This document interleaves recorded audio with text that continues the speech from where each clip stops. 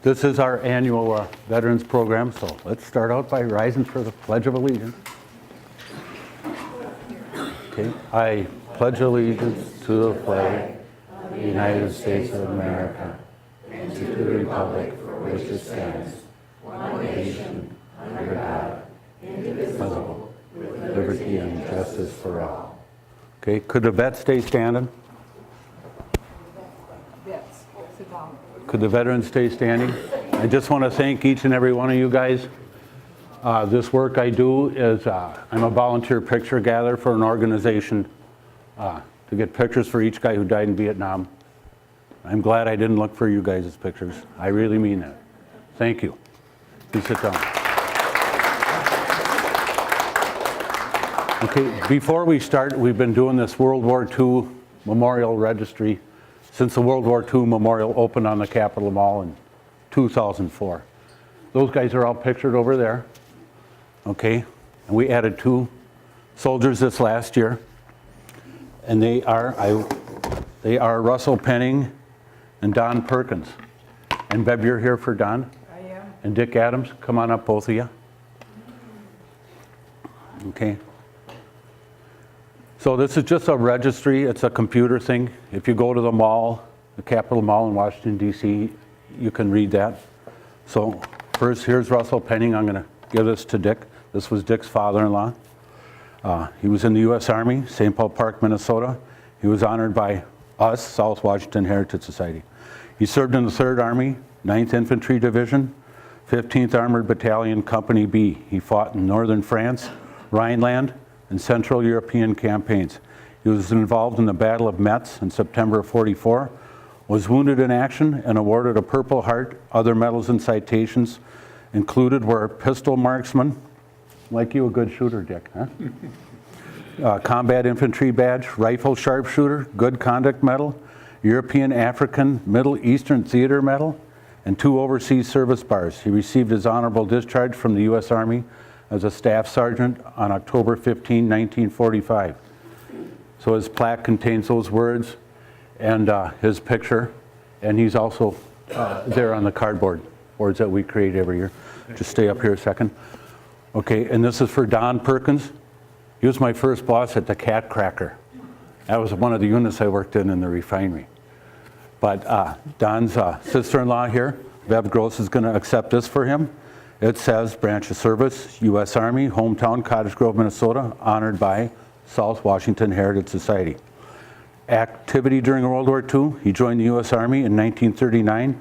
He served in an anti-tank aircraft artillery unit during the Battle of the Bulge. So there's Don Perkins, pretty good guy. Thank you, both of you. Thank you. Yeah. So I did say I'm a volunteer picture gatherer for the same organization that built the wall in '82. Okay, they've earnestly been looking for pictures since about 2011. So the guy you see here is Arnold Barden. And the saying up here is, you made sure the world wouldn't forget his name. You can shut off all the lights too. Make sure they won't forget his face. So of course the first sentence is referring to his name on the wall. And the picture project is make sure they won't forget his face. So you see a rubbing of his name from the wall. And there's his picture there. It says Arnold Barden Jr., San Diego, California. He was born in Gloucester, Massachusetts. He grew up in Huntington Beach. He resided in San Diego and somehow said, what's your home of record? He said, San Diego. So you're going to hear home of record issues later on in this talk too. So first you might ask yourself, who were these guys? Soldiers of Vietnam. They were everyone you ever knew.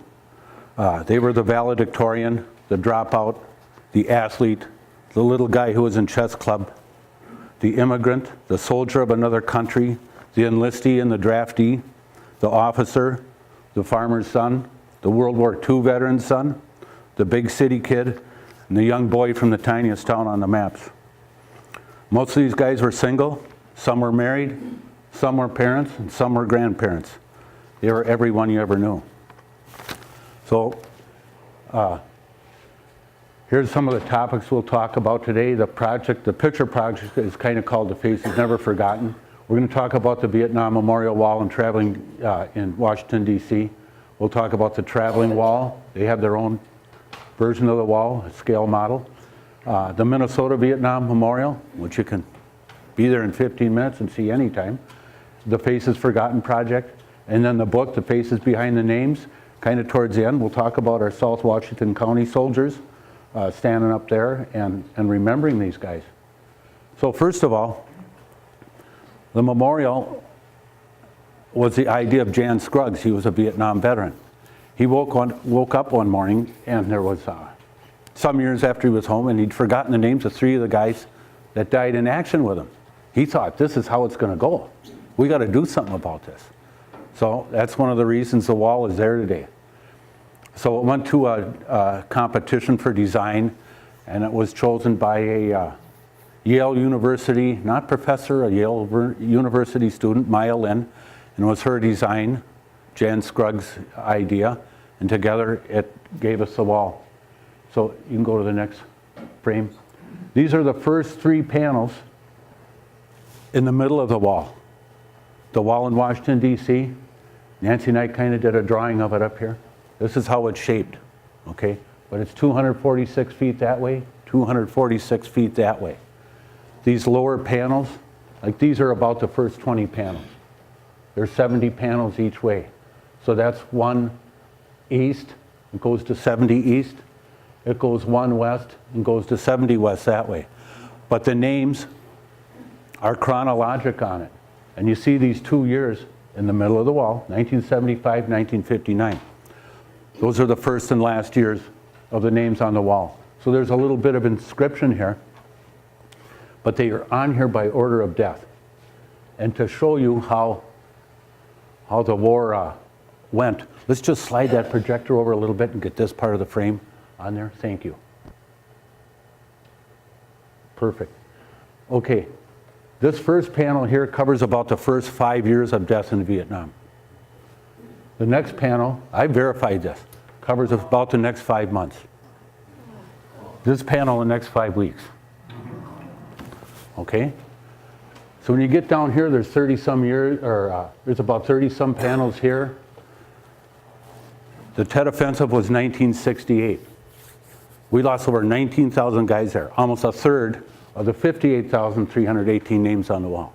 We lost almost, or I should say almost 30% of them. So it takes a lot of panels to cover that. So it covers over 30 panels here out to the end. And since the last name here, the next guy that died after him resumes there, and it takes over 30 panels. Imagine that, 60-some panels, almost 70 panels, just to do 1968. Granted, they slant and everything, but that's what it takes to do 19,000 panels there. Each of these panels is 40 inches wide. The wall was built with 5 names on each panel. If you ever go out there or go to the traveling wall, there's 6 names on a line. That 6th guy on the outside here and on the outside on the left side, that was his name was added. If you could stand on the west panels here and get right on the wall there and look straight down, you'd say, "Gall, it looks like it runs right into the middle of the Lincoln Memorial." That was by intent. And if you stood here and looked east, boy, that looks like it runs right in the middle of the Washington Monument. That was by intent. So there's an angle to it. It's shaped like a V. It's dug into the earth. It's flat on top. Here's the level ground up here. So you go into like a bowl that they created for the wall. So just go back 1 second. Okay, 22 lines up from here was the last 2 Minnesotans to die in Vietnam. Barney Katz and a Larson are up here. They died in '62. I told you that was early in the war. And then the last 2 Minnesotans died at the same instant. So go ahead. And one of those 2 is Keith Christopherson. This is his 1964 graduation picture year from South St. Paul, where I went in 1970. Never heard of the guy. He was the last one to die in Vietnam from Minnesota. He died in January of '73. You look at his obituary, Historical Society, and in the next day or 2, LBJ dies, and a week later the truce was called and it was over with. But anyway, was on the aircraft carrier Ranger in the Gulf of Tonkin, and Richard Weir was the radio operator. Keith was the co-pilot, and Charles Parker from San Diego was the pilot. They were launched off the carrier, and that has launching gear that slingshots you off. One of the buckles broke in front of hundreds of people. The plane went up and down and nosedived to the bottom of the Gulf of Tonkin. Those 3 guys are MIA, missing in action to this day. So I worked with his sister Karen. I was in band with her. She was a year younger than me. Keith's next brother was 2 years older than me. I was in band with both of them guys. I didn't even know they had a brother. Anyway, she lives in Fort Collins, Colorado. I haven't talked to her in 48 years. I contacted her when the traveling wall was here in September this year. And she sent all these pictures you're going to see here in a second. And and she wrote a beautiful story, and that's on the tables here somewhere. I don't know what tells the story better, the pictures or what she wrote. But there he is in his uniform. You can see Christopherson there. There he is as a kid. His parents were Nina and Chris. There's Keith as a grade schooler. Confirmation. There's his family. There's Karen, about how I remember her, and his brother Kent was a huge guy. And there's Keith. Okay. There he married a lady named Ann, and they had a baby. There's a baby there. And the baby had cerebral palsy. And she would only live 4 years after Keith himself. But Karen told me that, Ann, it took her a few years, but she got remarried, and she's had a good life. Okay? So, anyway, there's the onboard ceremony on the, what do you call it? Hangar deck. The hangar deck of the Ranger, in their honor. And, go ahead. So you see they're doing the 21-gun salute. There's the 3 flags for the 3 guys. And there it is right there, Charles Parker, San Diego, Keith Christopherson, South St. Paul, Richard Weir, Mankato. Okay. So going back to the wall, it's not easy to get a picture of the entire wall. I took this picture 3 years ago, and you can see the other point of it down here. You can kind of tell the grade angle here, and that you walk down, it's level, then you walk out. But I'm getting kind of close to the end. There's 130 some names for the first 20 panels each way. Then it slowly tapers up. And then that last panel has one single line on it. So, go ahead. And here's a guy, every year, any additions they do, I told you, you might find a 6th name on the wall. They can't make corrections on the wall. Laszlo Rebel, Medal of Honor winner, a Hungarian immigrant, a Minnesotan. They misspelled his name, Lazio Rebel. Of course, then they misspelled it on the Minnesota Memorial. But it's Laszlo, okay? So his name was added. And Nancy and I did a project for them. We were part of a project for them, VVMF people. I'm not going to go into detail about it, but we discovered his name on the wall twice, okay? So they corrected it. So he's Rebel is at the end of a line spelled right, and then he's mixed in the middle with the other 5 guys, where they originally put him. But here's a guy finishing that work. He's brushing that off. You can go back a little bit. And they do this kind of work once a year. They do it in the month of May, leading up to Memorial Day. And then they read all the names. And then I'll talk about the register later, so I don't want to get ahead of myself. Go ahead. So, and this is just another shot, and you can see here, it's a little blurry, it's at night, but you can tell that's a Washington Monument there. If you put your head against there, it'd be right in the middle of it, all by design. Okay, next. Okay, this is 2015. The traveling wall comes to Minnesota, comes to Fort Snelling. And Angela Krebsbach's reader. Who's reading Angela? Come on up, Nancy. So it was held at Fort Snelling. They had a half-scale model of the wall, so it was 246 feet long. Come and stand over here. It was 246 feet long and 5 feet high. Whoops. Just step forward a little bit around the table, just a little bit. So I just want everybody to see. So this is Angela, and a few months before, we had just finished Minnesota. We'd gotten all our pictures. So as each name was read, people read 50 names at a time. That's her dad's picture there. They broadcast the pictures, and They did it really well. It's like 3-4 seconds of each picture as the person read. And so Angela, she's the daughter of Ron Krebsbach, 1965, White Bear Lake High School was Ron's graduation year. There's Ron's wife, there's Ron's sister-in-law. So Angela, some years ago, about 2000, she wrote a letter about her dad. So go ahead, Nancy. Okay. Speaking for Angela. My father was killed in the Vietnam War on May 28, 1970, 3 weeks before I was born. Ironically, I was due to be born on August 3rd, his birthday. It's hard for me to believe that I've lived more than 10 years longer than my own father did. Even so, I'll always think of myself as his little girl.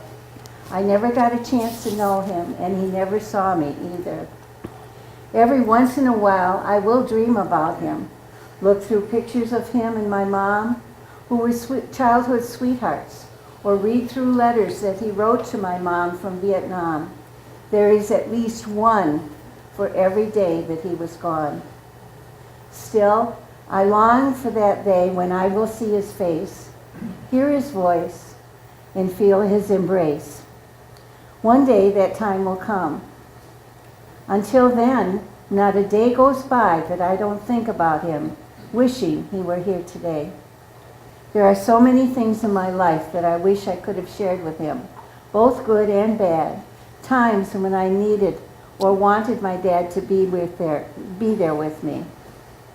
Even though he hasn't been here with me physically, a part of him is with me always. Isn't it strange that someone I never knew could have such an influence on me? Those who knew him look at me and see my dad, and I have inherited some of his mannerisms and interests. I love sports almost as much as he did. What I wouldn't give to play a game of softball or golf with him. I'm very proud of all these identities to him because I feel as if a part of him lives on in me. And for my dad, I've always strived to be the best at everything I do. I want him to be proud of me, to be watching over me with a great big smile on his face and a feeling of great pride, the way I feel when I think of him. One day we will be together, but until then, I'll keep visiting his grave and his name on the wall, dreaming about him and loving him as much as any daughter could possibly love her dad. Thank you, Nancy. Very good. So, go ahead, Nancy. So the wall was here this year, but it's a brand new wall that they made. There's 3 walls that go out in the country made by veterans groups, but this is the Vietnam Veteran Memorial Funds, same organization that built the wall, it's their wall. So this year it's new. It's 75% the size of the true wall. So it's 7.5 feet tall. It's 375 feet long. It's huge. And I was there the first evening. So you see 1975 here, just 22 lines up is going to be Christopherson and Richard Weir. Anyway, this lady came very solemnly across the grounds and planted that rose, came up to me and told me, she says, this is for all the guys. She says, my husband just died from Agent Orange complications after 50 years. Okay, so it's pretty neat. So you can see this one is engravable. It's really neat. They give you forms. They're really careful with this wall too. They give you forms, and then you sit there and you do your engraving here. So Nancy and I volunteered. I helped hundreds of people. I met great people, great, wonderful people, people I'd only talked to on the phone, you know, from Fairmont to Moorhead. It was incredible. So next, go ahead. So here you see it. It's pretty big. It has to be held down with straps. They've had problems with it. And you see the big difference in this wall and the true wall is that the true wall is flat along the top. You could never find a piece of ground to put this in to do that. So it's the same as a wall here, but it's just like turning the thing over. It's flat all along the bottom, okay? And it's still, I mean, I think they said 15,000 some people showed up that they figured. So it was neat. Another one here. There's a truck that brings it. That's impressive in itself. So that old half-size wall they used to bring, that was not engravable. This one is, you know, I told you can do the etching. But, so there's panels and frames for the panels that come with the new one. So it involves a lot more with this truck. And this truck is kind of I think it's a miracle.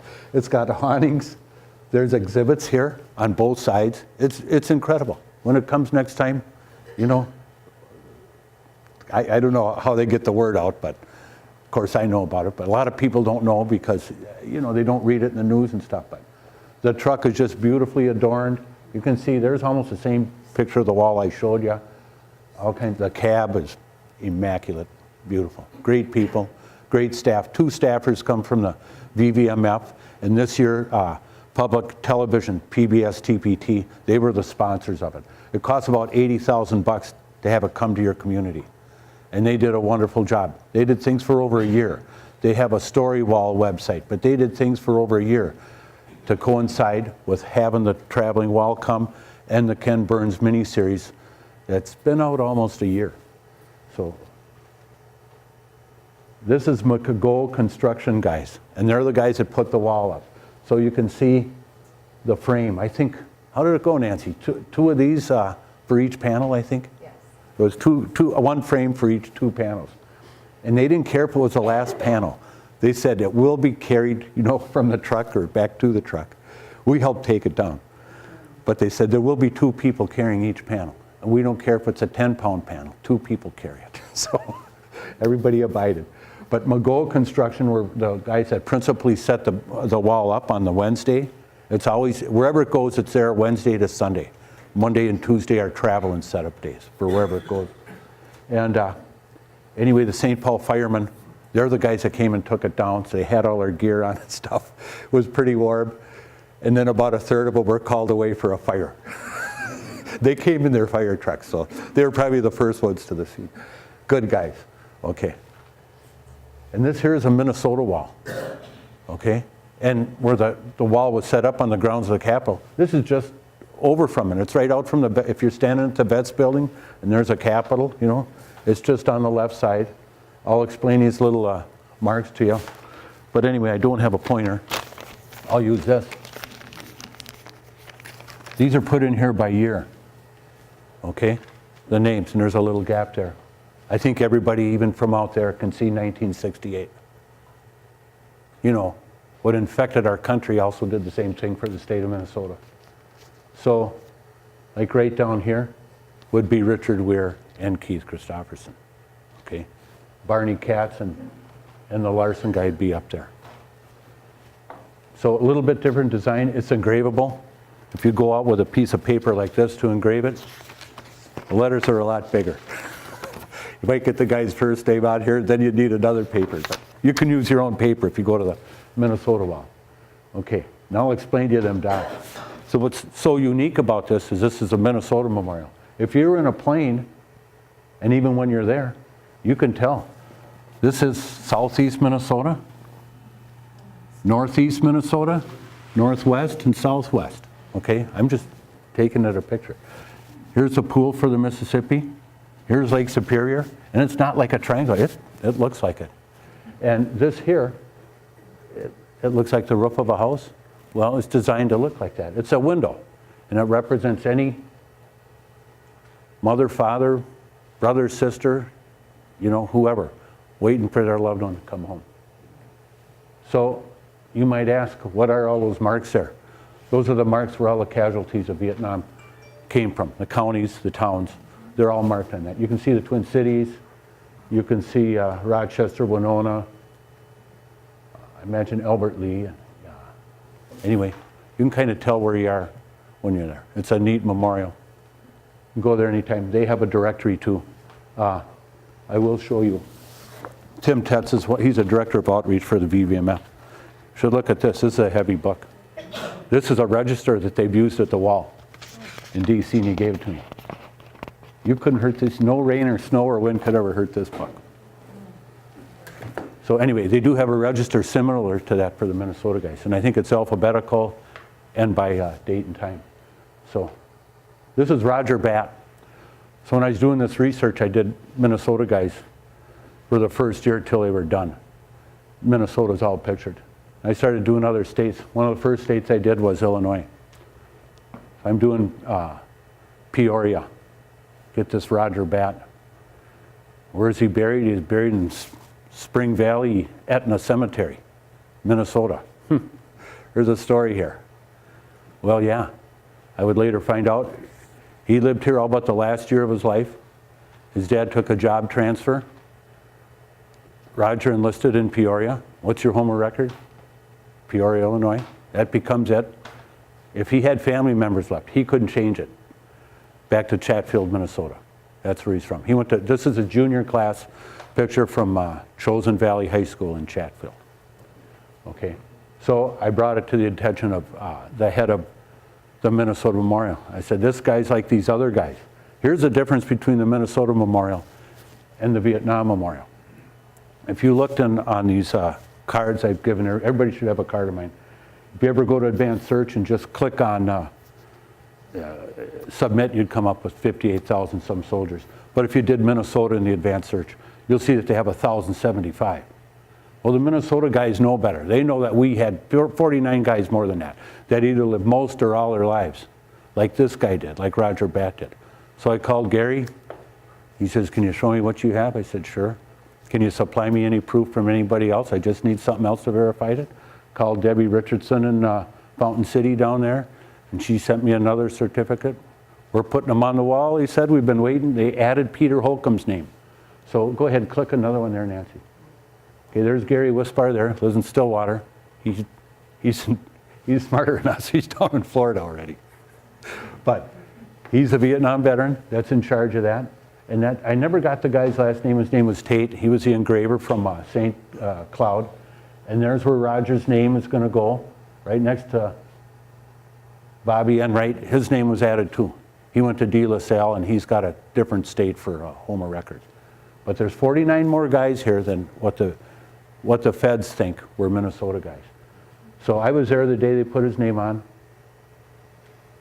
There he's doing his final thing. Peter Holcomb was at a line that was a little shorter. So one more click. There's a finished product. Roger L. Batt doesn't look any different than anybody else. It's kind of neat. There's Mike Romanco there. Wayne Bolton, who you're going to see in a little bit. Okay. So this is a wall of faces. I've given everybody a card, I think, and if you didn't get a card, take a couple of them or more over there. I got a picture on the back. Yeah. Hold them up, Gene. Yeah. And anyway, that should help get you on the website. I'm at the bottom with my email and phone number. You ever got a problem with it? Give me a call, give me an email. I'll answer you in a short time. But this is a wall of faces, the website for it. And there's 14 names across, 4 rows. That's 56 names, right? If you click on any one of them guys, except for February 29, except on February 29, which is once in 4 years, if you clicked on that any day of the year, you'd say, oh my gosh, this guy was born on today. So the wall of faces is different. The Vietnam Wall, they're listed in order of death. These guys are in order of birth. So they always center it over that. And of course, I can guarantee you, all 56 guys would be born on the day you're looking. Because on the average, if you divided 365 days into 58,318 names, you would come up with a number of about 160. So we lost 160 guys for each calendar day of all the years that the war was fought. So if you want to go, you can't see all of them, so then you click on these arrows on the sidebar there. And there's advanced search. Here's where you would enter a guy's name. You know, you got to spell it right. And in advanced search, you can search by county, state, city. There's a lot of different you can search by date. You can search by MIA. So if you do MIA and state, put in Minnesota, you'd see we got 32 MIAs from Minnesota yet, okay? And there's still from Vietnam, I think a little under 1,600 guys yet that are still MIA, okay? This is Thomas Lawler, graduated from 1967, Tampa Catholic High School. I guess I knew that he went to Tampa Catholic, so I called there, got this alumni lady, Roz Rodriguez. And they also lost a kid named Nick Wilt in 2003 in Iraq. So we went to Florida on a trip last year, visited Tampa Catholic. Really nice lady. Denard Span went to Tampa Catholic. They changed their logo, asked the Twins. They got TC, the same as the Twins. You know, pretty neat. Anyway, she said she first heard about him when she went to his funeral when she was in junior high, the junior middle school level of Tampa Catholic. And she said anybody that's ever come through that school since has been in that chapel. She does it. She takes them there, and here's what here's what these guys did. So pretty neat. He's got, you can have supplemental pictures, just like you saw with Keith Christopherson. You know, you can have 20, 30, 40, infinite amount of pictures on your website. And he does too. So okay, this is John Olson. He went to, he's on some of the cards I have there. He graduated in 1965 from Bloomington High School. And that was the last year they had one high school. So he graduated with over 1,000 other kids. They had their 50-year reunion, and that's when I was getting his picture from an alumni girl lady that was, they were going to have on a table his picture and the two other guys from their class of 65. And Gene died in a Cobra helicopter. There's a Cobra right here. In another minute here, you'll see another picture of a Cobra. Anyway, go ahead to that frame. There it is there. Gene was in that Cobra. He was in that helicopter. Not that kind of helicopter, that one right there. Okay? And the gunner sits here, and he sits here. So he only sits about a foot above the gunner. And it's about this wide.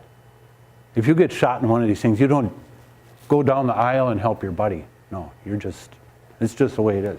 They're very slender. They're tactical. You don't carry people in it. It's just the two guys. So a group of Cobras were going to go and strafe this area, which they thought was lightly defended. Well, they started their dives, and they said it lit up like Disneyland. This is the words of John Peel, the gunner. So he was looking at a map like this. Okay, and a bullet came through the windshield.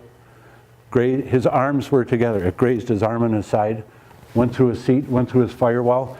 There's dual controls on these Cobras. Gene, it hit his left stick. A hunk of the stick hit him in the forehead, but the bullet severed his femoral artery. So he's going to be dead in less than 2 minutes. And he says, my God, I've been hit in the head. That's what he felt. So he went unconscious right away. They're already in a dive. He's against the controls. They have dual controls. Okay, so Peel was able to pull that thing out. The other Cobras said no way to themselves because they could see all this hydraulic flowing out of the thing. They were 45 minutes out. He got that thing back up level, turned it around, made it back. So Gene, of course, was dead already. He's buried in Burnsville. He was married.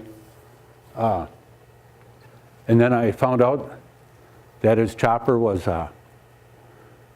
fixed up, used the rest of the war, and it was in the Westchester, Pennsylvania American Helicopter Museum, which is where we took this picture a couple years ago. So we asked the museum people about it. Yeah, we got a Cobra. I said, is that the one that had the Gene Olson from Vietnam in it? Well, we knew there was an incident there, but we never knew what it was. They got it in 2004. This is a couple years ago. So I told them, well, one of our guys died there, And she said, how can you be so sure that that's the right one? I said, you got the serial number on it? She said, yeah. Let's look, I got it in my wallet. Yeah, it matched. Okay. So anyway, it's something. That's just a frame that it sits on, and I got that little model there, but it'll always be there. They'll always keep it inside. They're very nice people. It's outside of Philly. If you're ever out that way, it's worth seeing. That's one of our guys died in there. She said, you want to get in there and sit in it? I said, no. I just wanted to see it. Okay. This is John Edward Bailey, St. Louis Park. He's an MIA, but his remains were discovered in like 1999. And he's out in the first row that runs north from the Fort Snelling Cemetery thing. And okay, so he was MIA till then. You got all these, we got 32 Vietnam MIAs buried there. I mean, not buried there. There may be nothing under this marker. It's going to look like anybody else's cemetery marker out there. There may be nothing under there, There might be a little box, maybe with his baseball glove or his radio or something in it, but, you know, the guy isn't there. So they reinterred a small amount of DNA identified remains of his. So, go to the next one. This is his wife and their 3 kids. This was the last Christmas he would spend with them. Okay, and her name is Pat. And one of their sons, I think those are both sons, one of their sons died in December of 2014.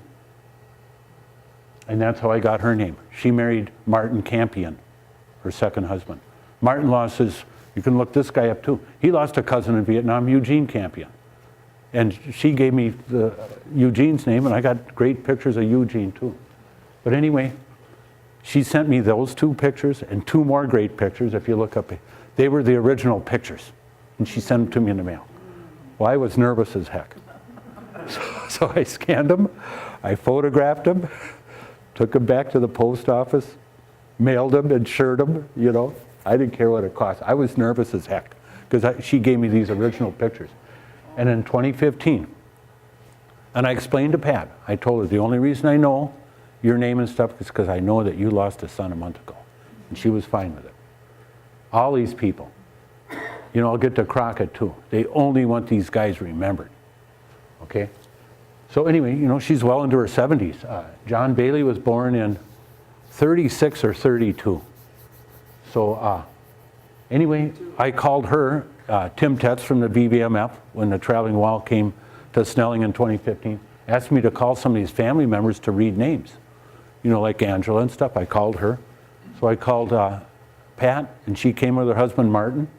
And Martin read Eugene's name and 49 others. She read her husband's name and 49 others. And the surviving son, he came too. They had him read.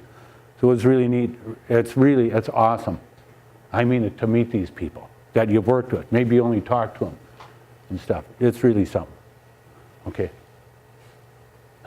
Carl Barnhart, another guy, Rochelle, Illinois. And I found tons of pictures for guys from other states. Illinois, over 300. First-time pictures. He's one of them. That's his Homer record. Buried at Fort Snelling. No, he was a Shakopee guy. He lived all but the last year of his life in Shakopee, Minnesota. He went to Mayer Lutheran. He was born in Mora. They started out in St. Paul, but lived most of their life in Shakopee. I asked one of my cousins about him, Tony Menden. I said, do you know any of the guys that died in Vietnam? Because there's 3 from Shakopee that are from you know, that's their Homer record. I thought he'd say Richard Cox. He says, you mean Carl Barnhart? I about flipped. You know, but he played basketball in 9th grade with Carl. And I worked with, I got Carl's brother's name from his dad. That was the only dad I ever talked to.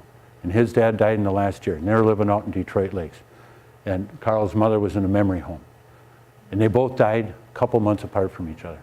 But anyway, here's an inset picture of Carl with his helmet on.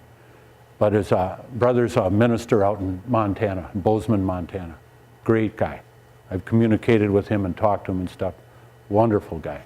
And got those pictures for Carl. So I did, you know, on his website, if you go to Carl Barnhart, I cropped this out. It worked pretty good. The resolution was still pretty good. So next. Joseph Samuel Heron. I studied this guy, and I couldn't get close to a picture. There was a Samuel Heron that went to St. Paul Central, and he's 6 years older than he should be. But what I did know about this guy was that he was from Jackson, Mississippi. There was a school across the street from him almost. His parents were born and are buried there. And here he has St. Paul for a Homer record. So when we got down to 3 guys left in Minnesota without pictures, a journalism professor from University of Wisconsin-Milwaukee, Jessica McBride, she got our last 3 guys. After she spent the final semester with the journalism class at that college, and that's all they did, and they took Wisconsin from 80-some guys down to 0. When you got 80-some guys, those aren't the easy guys. The puzzles for each of these states, they don't get easier as you get done, they get harder. But they did them. I mean, you know, it's not like it's a contest, but we had 60 guys, and all of a sudden I'm looking Wisconsin, what's causing that? But they did wonderful. She got our last 3 guys. So I asked her, I said, where'd you get the picture from? Well, his sister in Calumet, Illinois, south of Chicago. Could I have her phone number?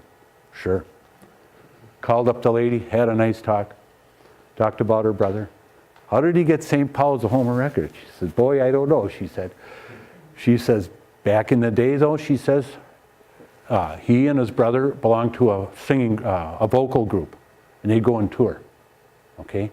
And she said they had about a 2 or 3 week stint in St. Paul, Minnesota, and that's where he enlisted in the Marines. So, could you imagine, and each state has this problem, and you just take a guy like this, you know he doesn't belong to your state, but you just adopt him as one of your own and try your best to get a picture for him.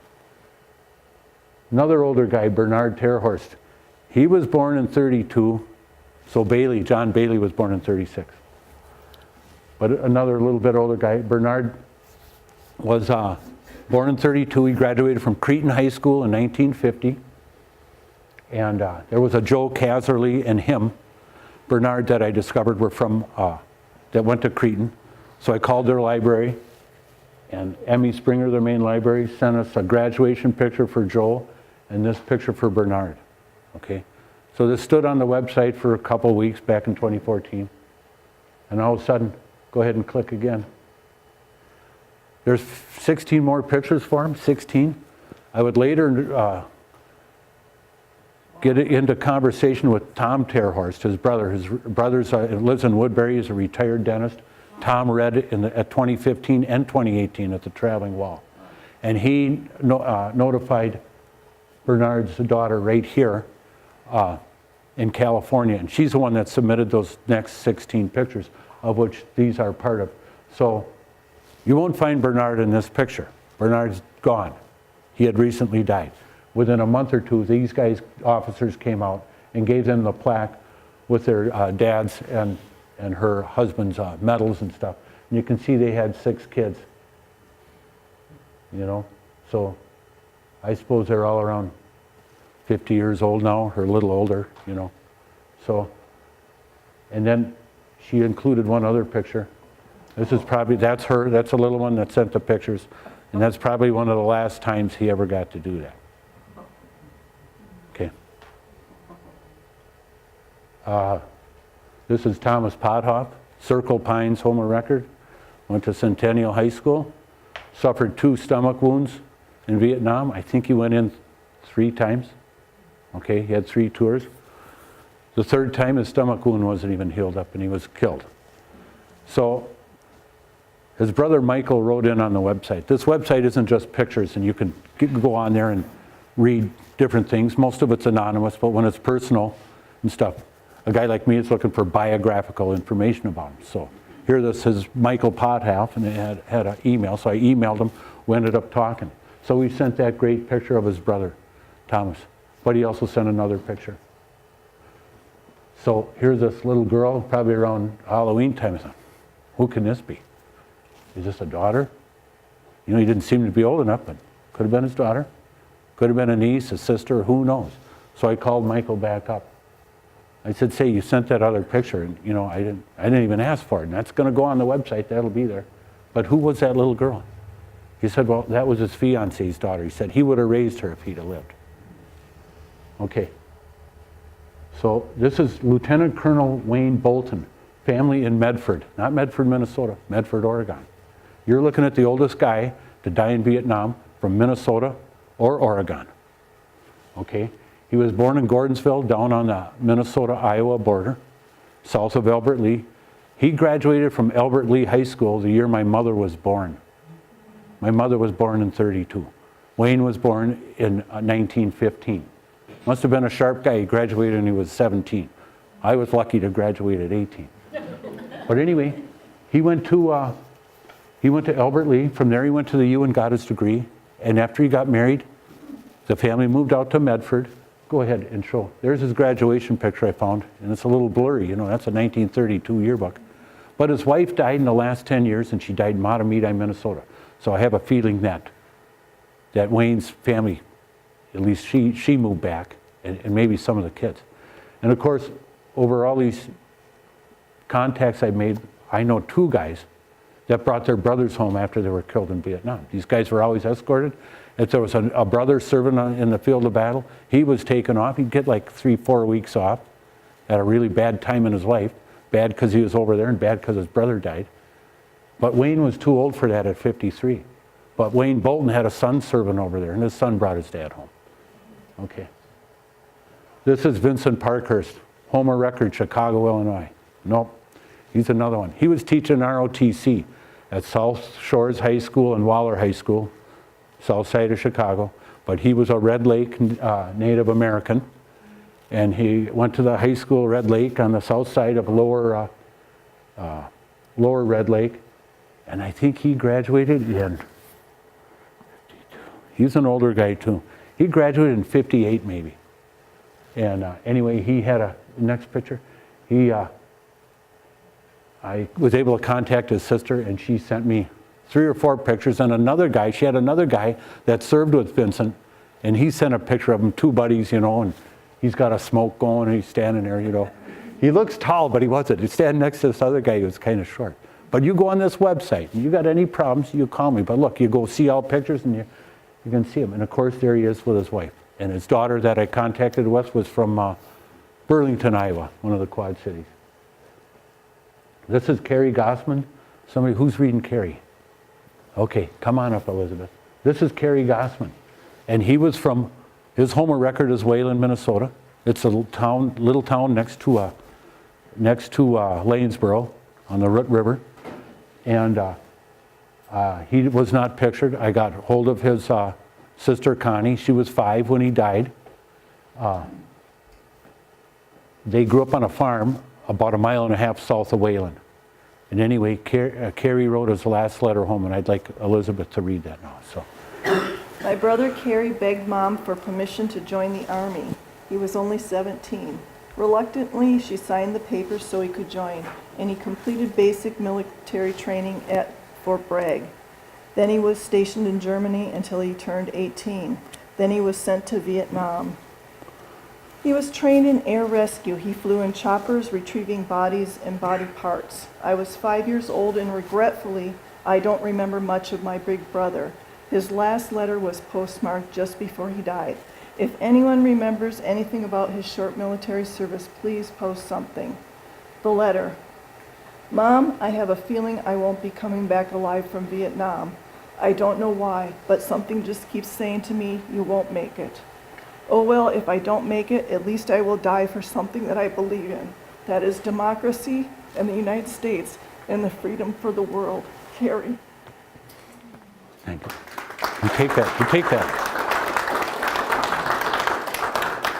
Less than 2 weeks later, Carrie would crawl into his sleeping bag at night with a poison snake and not wake up. Next frame. So his sister Connie, at first, she, when I call her about the picture, she says, well, I'll send a picture of myself. I am a, what kind of designer? Graphic designer. She says, I can do it myself. That's great, you know. So a week or 2 later, she calls back. Would you guys like a poster for your project? So she made that for us. And I said, don't forget your brother if you do pictures. So she's got some great Minnesotans up there. There's that Larson that died early in the war, with Barney Katz from the Falls. This guy was from Moorhead. This guy's Laszlo Rebel, the Medal of Honor guy, the Hungarian immigrant. And it's just pretty neat to have good friends like Connie. I went down with grandkids last year, and one of my sons, we visited her and her husband. She's a great lady. Yeah, okay, next. Okay, now we're into the last part here. We're getting into our local soldiers. This was kind of a local soldier. Their pictures are all there. This is Marlon Anderson, Homer Record, St. Paul Park. No, he was born, and he's born in Boyceville. That's, go to his next picture, Nancy. Okay, go back and forth a little bit. See, you have a hard time. It's great to have the military pictures. Go back to the military, go up. You know, but they got their hats on or helmets on. They're down to here.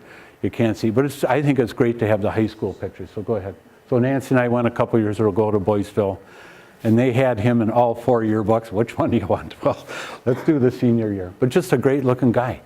They moved to Minnesota. They moved to St. Paul Park the last year of his life. I don't even know if he truly lived in St. Paul Park.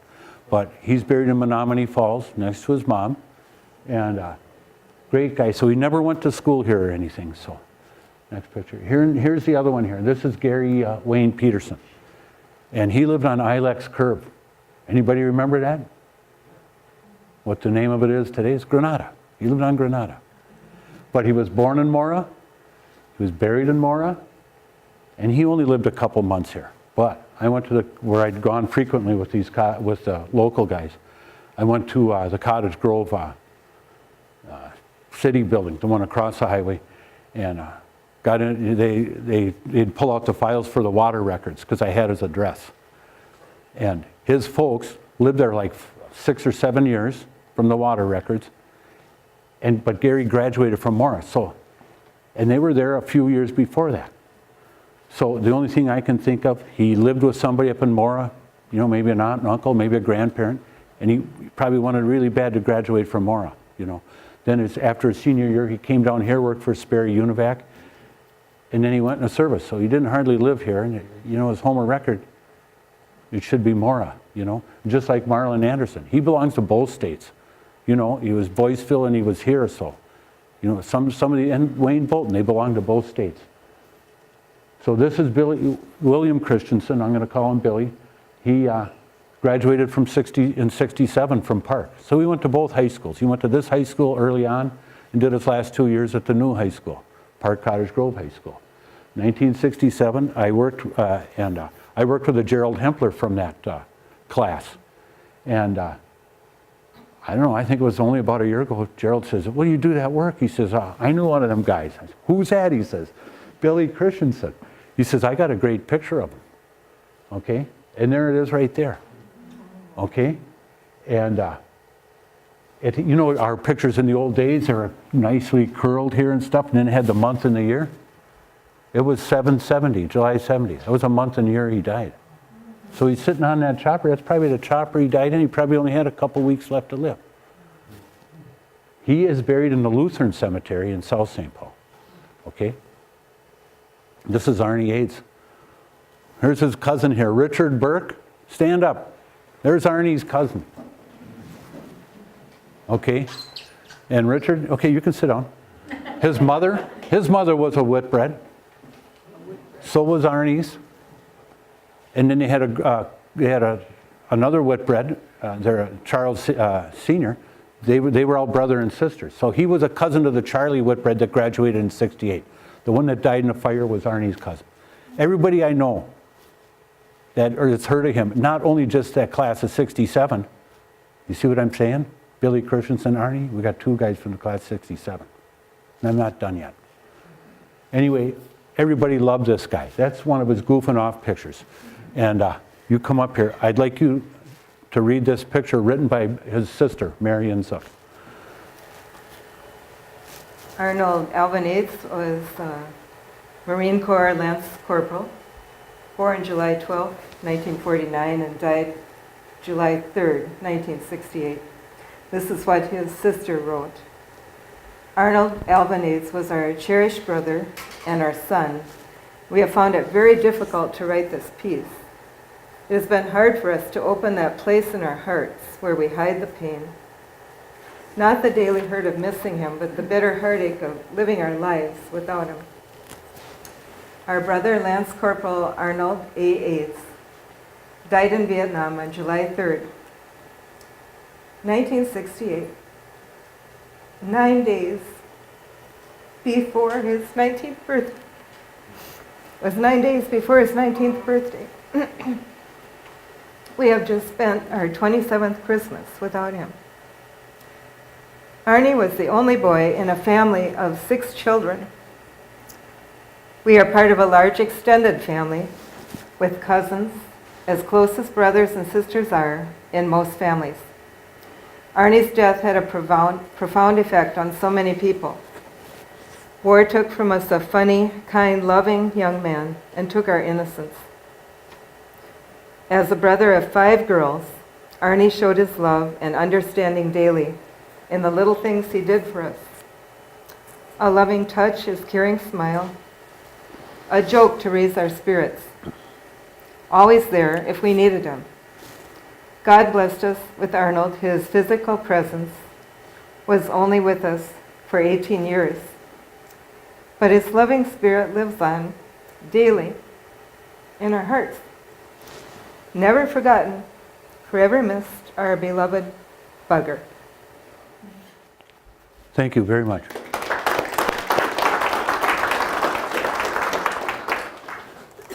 That's taken from this book right here. This book was written in 1996 by a Don Ward, and he's got a second volume to this. It's called The Faces Behind the Names. Must have been an inspiration maybe nationally. Anyway, between the two books, Minnesota had pictures for over 400 guys already. There's the same picture. There's the same story. Arnie's the only one buried anywhere close to here. He's buried in the Newport Cemetery at the bottom of the hill next to the little water station, across the road from the little water station. He's buried next to his mother and his sister Marion, who wrote that letter. She died in the late 90s.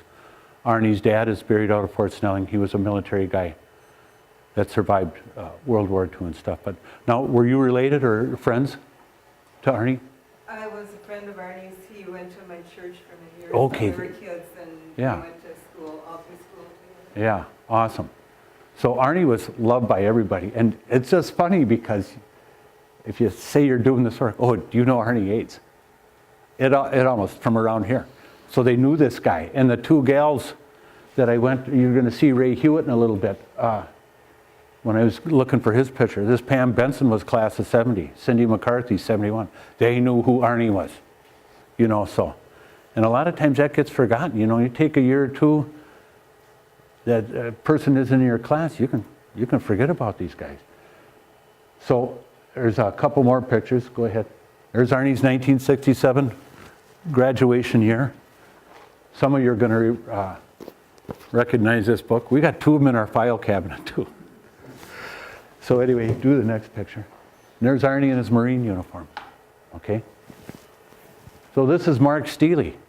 This is the third and last graduate of 1967 from Park that died in Vietnam. Mark was a great guy. I worked with, did you know Dave Hansen from your class that died a year or two ago? Did anybody know Davey Hansen? His son works at Tanucci's. Anyway, he was really good friends with Mark. And Mark came into the school system late. His stepdad was a federal census taker. So they were bounced all over the country. Mark was born in Missouri. He lived here for less than a year before he went into the service. So he did his senior year here. He's not pictured in this yearbook with the other guys. You know, he's not pictured there. But go ahead. He is pictured with his track and cross country team. Okay, so it's 1967, right? They're up at the new high school. That look like the new high school? That looks like the BN tracks right there. That looks like Summit Avenue on the top there. Mark is pictured right there. You know, the high school, we didn't get our own fields and stuff till 71 or so, I think it was, you know. So they still did all their athletic stuff down at the old high school. So that's where he is. Mark and the cross country team are down there. I located Mark's two of his four sisters out in Conifer, Colorado. Go back to that picture and look at that. Okay, and Mark is pictured here in his flight suit, and they took off from Thailand, I think it was, and their plane crashed, and all 17, 18 guys died on it. But great guy. His sisters are non-denominational pastors out there in Conifer. Just again, a pleasure to work with them, ladies. Go ahead. One more. This is William Crockett, class of 1964. Died in Vietnam in 1972. He is MIA to this day, missing in action. Okay. You'll see some various pictures here.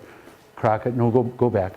Crockett was, he's pictured with some Thailand soldiers and stuff. They flew a lot of missions out of Thailand. But he wrote some great letters. He wrote 3 of them that are over there. Then his sister Gail wrote a letter about him. They're all on his website. They're all on the story wall of PBS. You know, that's a website too. If you got any questions about anything I've said, I want you to call or write. So his sister is Gail Stanghill, and she lives north of here, like in North Branch or somewhere. And go ahead. He's not too hard to pick out in a crowd, is he? Crockett, huh? Do the next one. Not too hard to pick out, is he? He's pictured with probably some fellow officers and stuff, but just a great guy. Somebody took a pencil and stabbed a piece of paper into the ground at the traveling wall, and it was Bill Crockett, our classmate in 1964, you know, proud of him and everything. Pretty neat. So Crockett died towards the end of the war, and he grew up on Hadley. His dad died in 2010. His mother died in 2014, Dorothy. So think about that. They lived over 40 years, and they had to die to find out how it ended for their own son. So, is that the last picture for Crockett? Yeah, go back. We're almost to the end. Anyway, so I discovered some interesting parallels between Crockett and Keith Christopherson. Okay, they lived across a river from each other, South St. Paul and Cottage Grove here. They were both born in '46. They both went to Vietnam. They both flew. Christopherson was Navy. Crockett was Air Force. And they both died flying. And they're both MIA. And they're both born one day apart from each other. Okay, go ahead. This is the first picture I ever got for Ray Hewitt. And he was my age. I graduated in '70 from South St. Paul, but Ray is from Cottage, you know, he went to Cottage Grove High School. But he was held back somewhere in school. He wasn't always in school. He's not pictured very much in school. But this is a 1971 yearbook memory page for him in their yearbook. Because Ray died, he was in with the class of '71. He died when they were in high school, when they were spending their second month, November of their senior year. He was dying in Vietnam. Ray died in Vietnam. There was one later picture for Ray that came in later, and this was submitted by Hewitt, and it's a great color picture of him. Even with the little hat on there, you can tell. Okay, that's about all I got.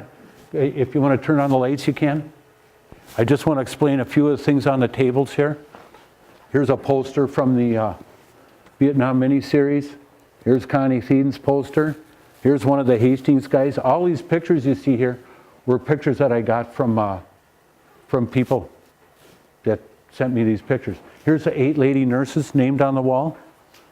Most of them died in crashes.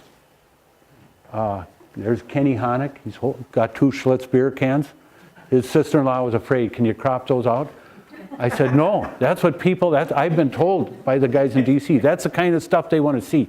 They want to see these kids riding a bike, playing baseball, holding on to beer. A Jeep rolled over on Kenny Honig. These are all Dennis Ferguson. He's pictured here. He's a little guy. That's his dad there. Minneapolis. I know he might have been a Minneapolis suburb. Here's Carl Barnhart's picture from his brother, Marlon Anderson. Great picture here of Jack Moncrief. I'm in somebody's way, I know. These are pictures. This is what I have on my file at home for almost any guy I've gotten a picture for. This is Thomas Hammond from Hollywood, Florida. But I send in a cropped picture like this, but he's right there. But I can crop it and show the high school he's from. If they ever need verification, I can call them up and here's what I got. This is the true picture. So are there any, there's a lot of stuff on the table here, a lot of books. Elizabeth gave me the 2 books down on the end there. I really appreciate it. But a lot of neat, you know, if you got questions, let's have them. I'll see if I can help. Anybody? Yeah? My cousin was killed over in Vietnam. And Herb helped me find his picture in 1960. I was able to go to his funeral in Pierce, South Dakota. I didn't know him that well, but I appreciate what Herb did. He helped me find his picture from boot camp. Yeah, that's the least. And you know, they were Dakotans. I mean, his cousin was a South Dakotan. North and South Dakota were done before Minnesota, so I wasn't even aware. By the time I started looking for these pictures, there was 5 states that were done. Anybody else? There's only about 15 states left with pictures. 2 states, Oklahoma and Arkansas, need 1 picture to be done. But it's Texas is done. Of course, New York and California are tough, very difficult. Southern states are tough. And then some of the eastern states. But through the Midwest was the first places where there was states completely done with their picture search. Thank you so much. Yeah. Oh, thank you.